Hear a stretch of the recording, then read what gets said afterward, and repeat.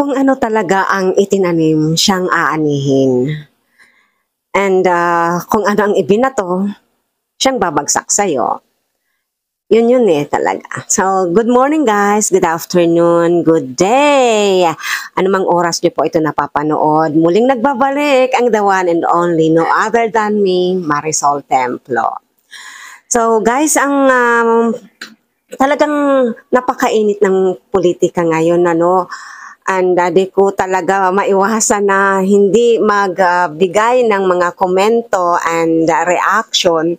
Gawa ng vlogger ako. Dito ako. And medyo nahihirapan din ako somehow kasi I do not want to, spread hate and pagkakampi-kampi. Pero ako talaga ay pro-government.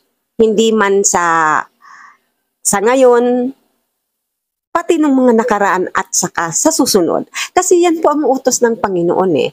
Sa batas ng tao at sa batas ng Diyos, kailangan nating umayon at tulungan at sumunod sa ating gobyerno. Kasi siya ang itinalaga ng Diyos sa atin para mamuno. To have order, para magkaroon ng kaayusan, di ba? Parang sa pamilya, kung walang magulang, kung walang maglilid sa mga anak, magiging magulo. Kaya importante na sinusunod natin ang ating Pangulo.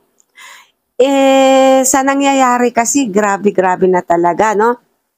Well, anyway, ang pinakang topic talaga po natin ngayon ay tungkol nga sa kaya dating Pangulong Duterte na ngayon ay nasa The Hague na, no, sa Netherlands at nakakulong sa salang crimes against humanity.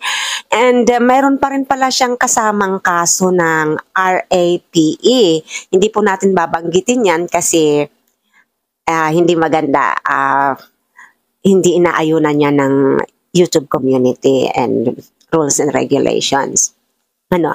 So, napakatindi ng mga kasong kinakaharap niya sa ngayon. At ito nga si VP Sara ay aminado na hindi na nga raw maibabalik sa Pilipinas si dating Pangulong Duterte. Nakakalungkot na ganito